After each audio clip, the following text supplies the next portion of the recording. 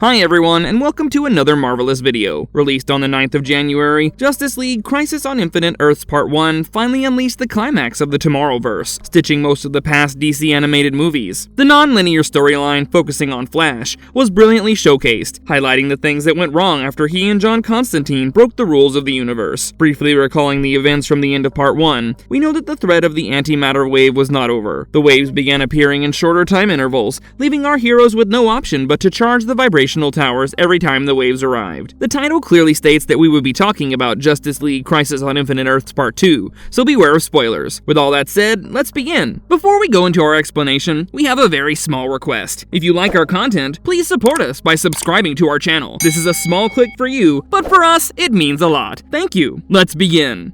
Second part explained. The second part of the Crisis on Infinite Earths trilogy again took the style of explaining a non-linear set of events. The film showcased the different realities where the different heroes stationed to control the towers face crisis. Flash has been declared dead, although many deny to believe the same without seeing his corpse yet. The plot continues from the point where the heroes learn that the antimatter wave was a recurring event and not a one-time problem. The Monitor was one of the characters who got maximum screen time. He believed that it was a natural disturbance across the multiverse, which was later revealed to be the deed of the Anti-Monitor. The characters were mostly misplaced in their realities, starting with Batman working alongside the Bat family of Earth 2, and a Terry McGinnis Batman from an unknown reality. Another major crisis was the Shadow Demons attacking every hero stationed to function the towers. It was obvious to conclude that they were tasked to destroy the towers to ensure the annihilation of the realities. After stopping the Joker, allied with Grundy and Killer Croc, from blasting the tower, Batman and the Bat family stood their ground against the never-ending hordes of Shadow Demons. Superman and the heroes of Earth 4 had their own share of struggles against the Shadow Demons, until Batman revealed that with high-intensity blasts, they could be kept at bay. While many realities survived against the Shadow Demons and the antimatter wave, there were a few who could not. Earth 46 was one such reality. It was a world conquered and ruled by women, more specifically Amazons. The men were enslaved, for which there were no technological developments. Wonder Woman of Earth 2 was eager to help them against the Shadow Demons, but their combined effort fell short against the crisis. They were overwhelmed by Shadow Demons, and antimatter wiped their existence along with Wonder Woman. However, Wonder Woman's tiara was shown to be suspended in the void, which is impossible because the antimatter wave is destroying reality. One of the most critical aspects of the film was the character of Charles Halstead of Earth 2,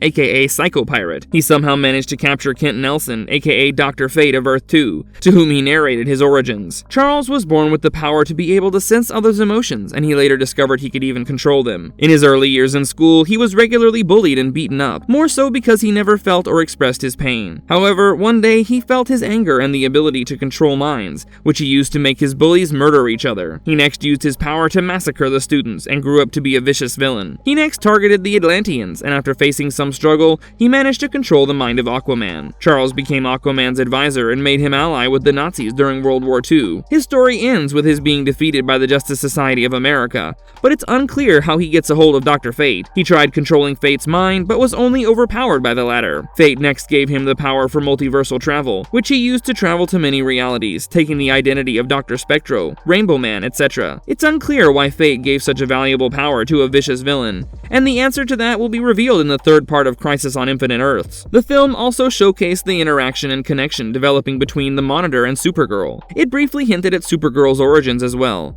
especially answering why she arrived on Earth decades after her cousin Kal-El. As the Monitor planned to leave after witnessing the destruction of Krypton, Supergirl's pod was blocking his view. He asked Satellite to get rid of it, and the artificial intelligence rescued the pod, believing it to be the only way to clear the view. Supergirl spent an unknown amount of years before getting back her memories. She next traveled to Earth, but was brought back after she joined the Legion of Superheroes. The very incident of meeting and getting to know Kara changed the Monitor's perspective of life and existence. He understood the value of trust and how its existence is essential. Psycho Pirate was brought into the station and was tasked to use his powers and reduce panic among the heroes struggling to find the multiversal threat. When he explained that his powers could reach out to such a large extent, the Monitor gave him a fraction of his powers. Psycho Pirate was a vicious and manipulative entity, and he used his powers to spread chaos in the surviving realities. All the heroes stationed at the towers began fighting amongst themselves, adding to the problems. He met the Anti-Monitor, who promised that after eradicating the entirety of reality, Psycho Pirate would be given a reality to rule, which was obviously false, but enough to goad Psycho Pirate to side with him. Next, Psycho Pirate manipulated Supergirl into going against Monitor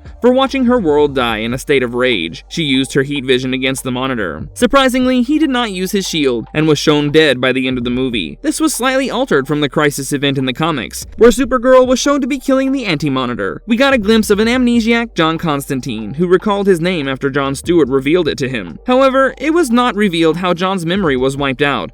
Or was it just the long years of turmoil he had been facing after being punished by the universe? The film ended with the shadow demons from all the realities converging in one, and uniting to form a large being. All these answers will be given in the third part, for which fans will be eagerly waiting.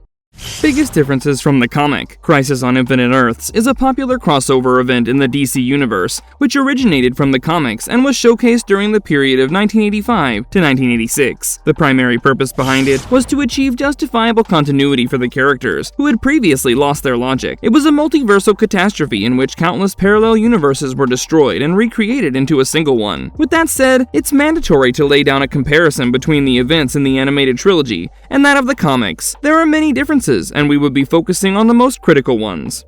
Crisis Part 2 gives the Anti-Monitor an added weapon. In the comics, the Anti-Monitor used the Shadow Demons as a hive mind, and later made them assemble into one giant golem to attack the heroes guarding the towers. The animated movie followed the same events, but made a small difference, by giving the United Shadow Demon beast armor, and also the power to generate a giant energy bomb. This is highly expected to be an antimatter bomb, leaving us wondering if it's the end of the heroic alliance guarding the towers. The giant figure design of the beast is believed to be the prototype of the Anti-Monitor. Psycho Pirate's new set of powers. The Crisis on Infinite Earths Part 2 showcased Psycho Pirate as one of the most essential characters in the film. The twisted and ruthless villain surely had more screen time than the Monitor himself. There are minor changes in his story in Crisis Part 2. The movie showcased that Dr. Fate cursed Psycho Pirate with the power of traveling across the multiverse, whereas in the comics, he stole that power from Dr. Fate. Secondly, the amplification of his powers in the comics were done by the Anti-Monitor and not by the Monitor. In the film, Monitor amplified his powers to reduce panic amongst the heroes, but he betrayed them in hopes of getting a world to rule as promised by the Anti-Monitor. We are yet to know what minute differences this would create, as the rest of the events are still in line with the comics. Flash being alive. One of the most noticeable changes in the Crisis event of the DCAU was the death of Flash. Part 1 already showcased that Flash was dead by the end of it, and it was mentioned in the second part as well. However, it should be noted that there was no visible proof of it. In the comics, Flash was alive during the events shown in Crisis on Infinite Earths Part 2. He was captured by the Anti-Monitor and tortured by Psycho Pirate for a long, significant amount of time. It was after Harbinger and several heroes managed to fight Psycho Pirate and drain his powers that Flash managed to free himself. However, let's keep in mind, Flash is a superhero who could travel through time and has been witnessing time skipping, and he might very much be in a reality not showcased in the movie as of yet.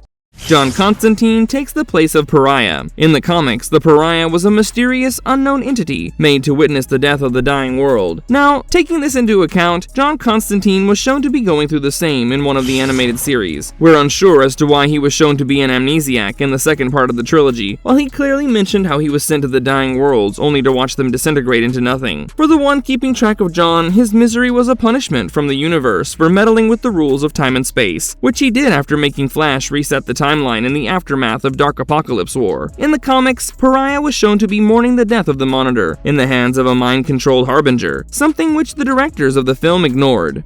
Harbinger from the comics is a completely different entity, unlike the film, in which it is none other than Supergirl. In the comics, Lila Michaels was the Harbinger, and she was raised by the Monitor after being rescued by him. The close-knit comparison is that Supergirl was also rescued by the Monitor after the demise of Krypton, and this was one of the most crafted changes made by the filmmakers. It beautifully gave a logical explanation of Kara's origins, also emphasizing the cause of her delay in reaching Earth. In the comics, during the Crisis event, Harbinger made multiple copies of herself to travel to different realities and bring their heroes to the Monitor satellite. During her journey to bring Arian, the Sorcerer, one of the Shadow Demons, possessed one of her copies, allowing the Anti-Monitor to gain control over her. She was then corrupted by the Anti-Monitor and his ally Psycho Pirate and made to kill the Monitor. Keeping this in mind, the movie also had a similar take on the chain of events, but with slight alterations. Instead of Harbinger, Supergirl was shown to be manipulated, but only by Psycho-Pirate, and she killed the Monitor with her heat vision. The Monitor's shield could easily block Kara's heat vision, but he did not use it, which emphasized that the Monitor wanted his demise to take place just like in the comics. What to expect from Crisis on Infinite Earths Part 3. Unlike the first part of the trilogy, Crisis Part 2 emphasized on the different struggles in the other realities. Comparing the animated storyline with that of the comics, there can be a whole new list of possibilities that deviate from the source material. However, there were instances of loyal adaptations, and since the critical aspect of the event would have to stick to the original story, we can make a few plot points for the third part. Firstly, we can expect to see more of the Monitor, not in his physical form, but as an essence. The comics mentioned that the Monitor's demise was planned by him in order to shield Earth 1 and 2 from destruction. And despite not knowing the true purpose of his revival, the least we can expect is his critical role in the third part. The next thing we can expect is John's attempt to face Psycho-Pirate. The film has not yet showcased Oa and their attempts to stop the Anti-Monitor, which might be added in the third part too, as it seems too bold to completely negate the contribution of the Owens. We have yet to see any glimpse of the Anti-Monitor universe, and it can be expected to be showcased in part 3 of the trilogy. With all that said, it seems challenging for the filmmakers to add all that detail, and it can be trimmed down to an extent we're not sure of. That was the case for the 2021 animated film Injustice, which was shortened to such an extent that more than many critical plot points were omitted. Marvelous verdict. So we finally come to the end of the video, and we hope you've liked our content. Justice League Crisis on Infinite Earths Part 2 is a movie solely created to suture Parts 1 and 3, and most of the events might seem vague to a certain extent. Psycho-Pirate is certainly stealing the show, and his role will be crucial in the third part. Thank you for watching the video till the end, and feel free to add your views in the comments section below. And if you liked our content, don't forget to leave a like and subscribe to us if you haven't already. Have a good one and be safe. Thanks everyone!